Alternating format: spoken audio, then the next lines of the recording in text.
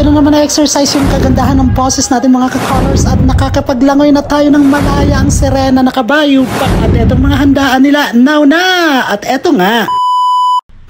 Hello mga kadipunggal na divin nyo na pa kayo for today's video!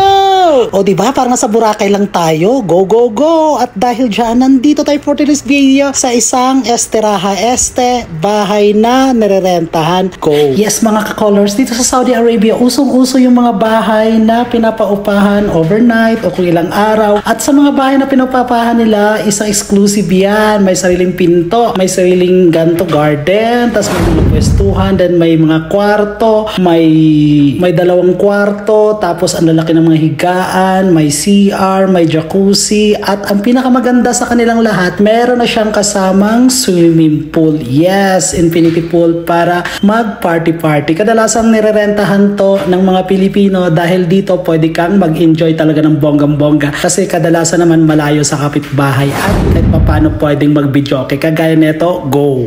Kadalasan sa Esteraha dito mga ka-colors, malayo sa kabahayan at talagang may kanya-kanyang mga villa or kwarto para talaga ma-accommodate at magkaroon ng privacy. Esteraha, yun yung term nila dito, ang tawag sa bahay na paupahan. At pero mga ka-colors, hindi lang Pilipino yung nangungupa or nagre-rent, kahit mga local or mga Saudi or kahit sino. Dahil dito nga, malawak yung area. Tsaka, syempre, gusto nila mag-party-party. Kasi kadalasan sa mga local dito, mahilig din talaga lumabas mag-rent ng mga ganito, lalo na kung may mga bata, maliligo sa pool. Kaya kadalasan sa mga Esteraha dito, talagang isang package na siya. Then, pwede ka mag-stay pinaka-minimum 1 day or overnight. Depende na yan sa kontrata nyo sa pag-istayan nyo.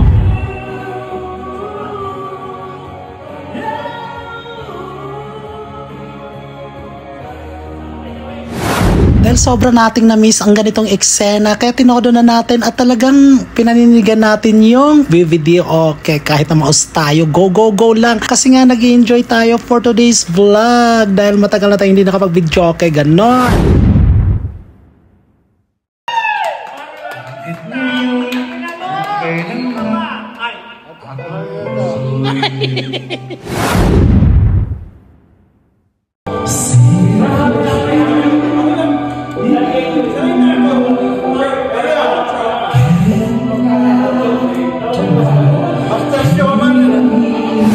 At eto na nga, nandito na sa main topic. Main topic, eto talaga yung infinity pool nila na na-amaze ako kasi medyo maligam-gam yung tubig at maganda yung setup. Yun nga lang nakakaloka, syempre nasa loob siya ng room kaya or apartment, kaya yung aircon sako pa din to, malamig pa rin siya. Kailangan nga lang pag maligo ka, kailangan huwag ka munang umahon kasi pag umahon ka, nako Diyos ko, sobrang lamig. Pero pag nasa tubig ka lang, maligam-gam siya, ganon. Hindi naman ganun kalakihan yung pool pero perfect na rin kahit ilang tao maligid dito tapos malinis yung tubig. So, chine-check naman talaga natin kung malinis na talaga. Pero bahala na. Pero malinis naman siya. Naliligo na nga tayo at this moment in time dahil alam nyo ba mga ka-colors, for past 1 year, ngayon na lang ulit tayo nakakaligo at it's our first time talaga sin ever. Grabe. First time tayo makaligo sa swimming pool or sa infinity pool dito sa Saudi Arabia. Dahil syempre hindi naman basta-basta or hindi biro na makakaligo ka. Wala naman basta-basta mga public na resorts dito. Meron man sobrang lalayo. Pero ito sa city namin banda, wala kang maliliguan ng mga ganitong swimming pool. Maliban na lang kung mag-rent ka ng ganito nga Esteraha kaya makakaligo ka. Pero hindi rin biro ang mag-rent ng Esteraha mga ka-colors kasi may kamahala. Nagre-range siya ng nasa almost 400 riyals o hanggang 500 riyals. Depende yan sa klase ng Esteraha na rerentahan mo. At eto nga, nakakaloka si Kuya Mike. Shout out sa'yo. Siya yung pinpunong abala sa ating mga prutas. O diba? Ganyan dito. Mura lang yan dito yung pomelo na to. Kasi marami yan ditong tanim. Ganon.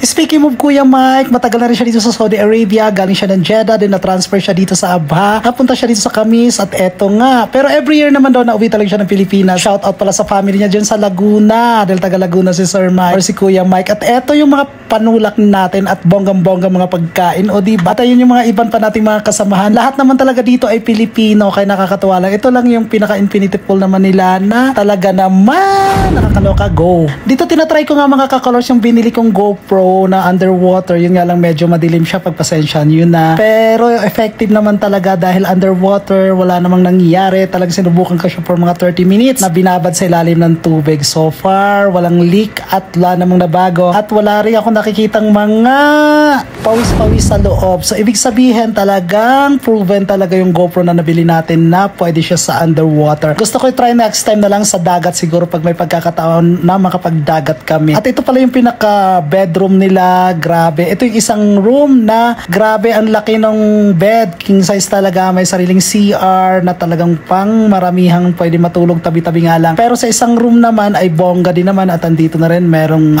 powder area or washing area. Ayan. Then ito sa isa kabilang room naman, merong 3 bed na nilagay at napakalawak. O diba, ganito yung istirahan nila. Depende pa rin yan sa istirahan mga ka-colors kung ano yung design nila. Merong iba nag-offer ng maraming room. So depende. Ito kasi nasa 450 yung rate niya overnight kasi medyo dalawa lang naman yung room. Pero depende na nga talaga yan sa dami ng room na available at kung ano pa yung mga i-feature nila. Pero ito sa istiraha, kasama na yung ref, kasama na yung oven, initan, at may gasol na rin siya. Diba? Kaya sa tingin nyo sa 450 reals, sulit ba ang 7,000 na babayaran kung i-value natin sa Pilipinas? Sulit-sulit kasi kompleto na. Isang package na siya, go. Kaya ganun talaga yung eksena na dito, pa-package nila. Ang bahala ka na lang yung kung magbibideo so magdala ka ng sound system mo. Pero may TV naman dito at may internet na din. Ang kompletohin mo na lang ay yung sound system mo kasi yun ang wala. Then, mga pagkain nyo syempre. O diba, ganun lang talaga. Pero may lutuan din dito kung sakasakali. Doon na lang magluto sa istiraha. So, pwede din kasi bibili lang kayo ng pagkain o bibili lang lulutuin. Then, party na. Go! At this point talaga, ayun, nagkakasayawan na, nagkakatsiyahan na at nagkakatuwaan na. Grabe, parang nakawala sa hawla at inisip na parang nasa Pilipinas nila nagsasasayaw, diba? Talaga ninanamnam ng mga to na magtotropa, palibhasa, talagang magbe-best friend na sila. Kaya talagang gigil magsayawan, go. At dahil nagsayawan sila, ayun, busy na naman tayo kakasisin sa ilalim. Ninanamnam natin yung paglalangoy kasi bukas, pag-uwi natin, wala na. Kung kailan mauulit yung ganitong eksena na pagpunta sa Estrada, na invite lang naman tayo, o diba? Pero sana talaga soon makakabalik ulit tayo, kundi man dito sa ibang lugar naman, no? Dahil talagang na-enjoy ko yung tubig, na-miss ko talaga siya ng bonggang-bongga. Kasi sa Pilipinas, kahit anong oras, kahit anong araw, kung gugustuhin mo, pwede ka talang maligo kahit sa ang swimming pool. Dito talaga naku pahirapan kasi grabe. Alam niyo naman yung tubig dito, dollar. Ganon. Kaya naman it's another achievement, it's another accomplishment mga ka-colors na ginawa natin dahil napakaswerte natin for today's video. Dahil naranasan na naman natin to.